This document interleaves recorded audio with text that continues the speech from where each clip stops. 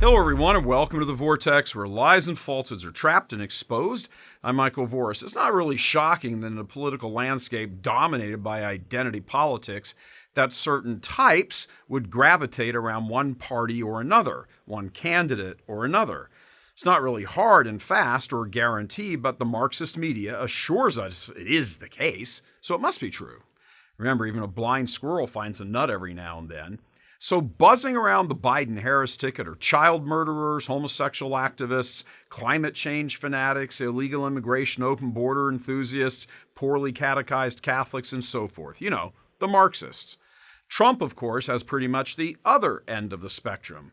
Patriots, pro-lifers, religious-minded, and so forth. You know, actual Americans. There's some crossover, but not much, particularly in the increasingly polarized society. But there's another group that kind of gets to fly under the radar, but really bears much more close scrutiny. That group is the U.S. bishops, and that body deserves much scrutiny because of the great disproportionate influence they have over voters. There's just a few hundred of them, and there's 70 million people they might influence. It's not that individual Catholic voters hang on every word emanating from the U.S. hierarchy, thank God, but they have created an environment through decades of deceit, deception, and distortion that gives the impression that the Catholic Church aligns better with the Democratic Party than the Republican Party. But it doesn't, not even close.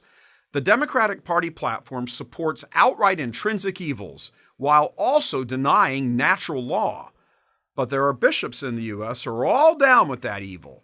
And Church Militant just thinks that those bishops should come clean and stop hiding behind each other's skirts.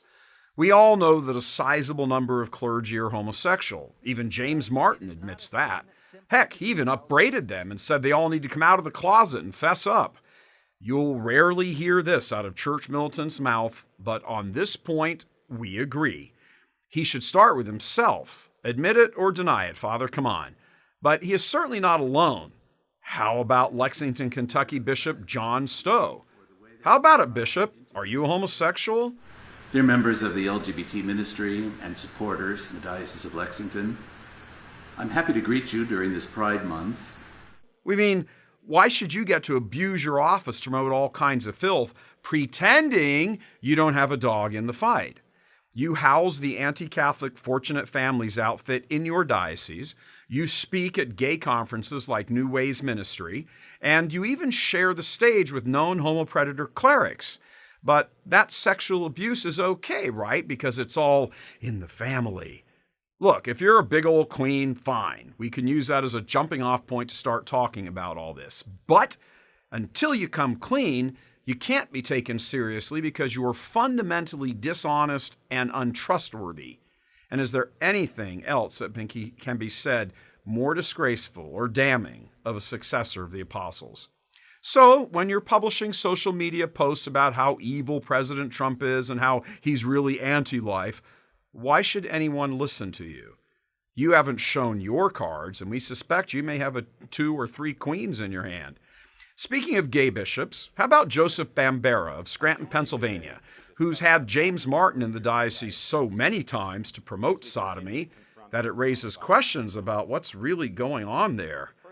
Bambera is so effeminate that some of his own clergy call him Bambi. And Bambera has been outed previously by Church Militant as a registered Democrat, a card-carrying member of the party that hacks up little children and sells their pieces for profits, but also promotes gay sex like nobody's business. Giving Bambi the benefit of the doubt and presuming he doesn't actually support the chopping up of little babies, whatever could be his reason for remaining in the party. While abortion is the religion of the Marxists, taxpayer-supported, nonstop, constitutionally protected gay sex is a really close second. So why would any bishop be a Democrat and throw his support behind child murder and gay sex? To protect the spotted owl? Seriously? Come on. These exact same questions be asked of Supich in Chicago.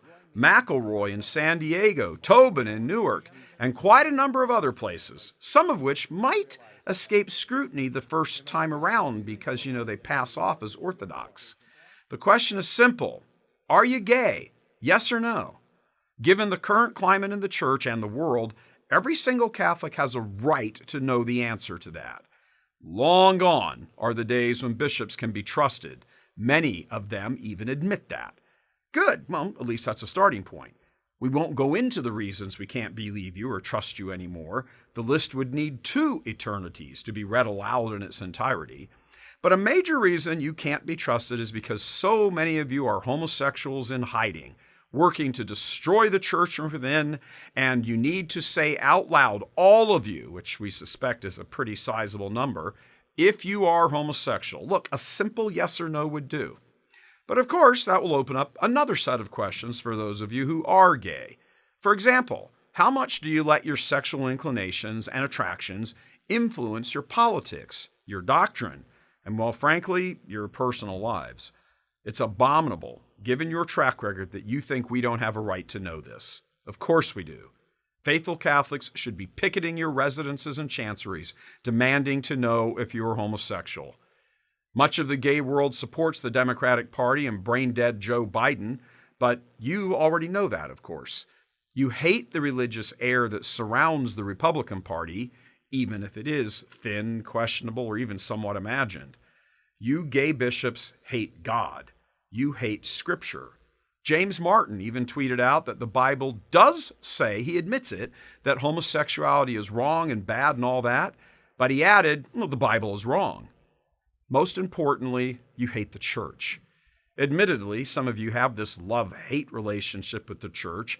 You live with a tortured conscience, longing to have sex with men, maybe even actually doing so, but also knowing it's wrong, and you are unable to come to terms with the inner conflict. Well, you need to resign. You need to get out now and save your soul. And if you need a little help, well, call on the laity. You may not like it at all, but what the era of Trump has caused is the great unmasking, pun intended. Everyone is now learning where everyone else stands on everything, and as a result, everyone is sort of realigning themselves. We think all you bishops should join the party. Look, come out of the closet, like your buddy Jimmy says, come screaming out and declare what you are.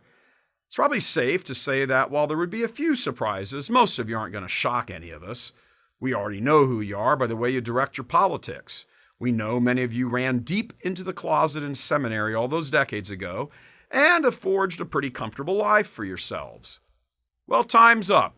Many of you are gay Democrats, which admittedly is kind of redundant, but regardless, your people need to start asking you. They need to go up to you after Mass in the cathedral, whether it's here in Detroit or New York or Washington, D.C. or Fort Worth, and flat out ask you, hello, Bishop, are you gay? If there was ever a time for total exposure in the church, this is the time. What the faithful need to understand is a large number of these men are more gay than they are Catholic, and they are doing everything they can think of to get you to vote Democrat.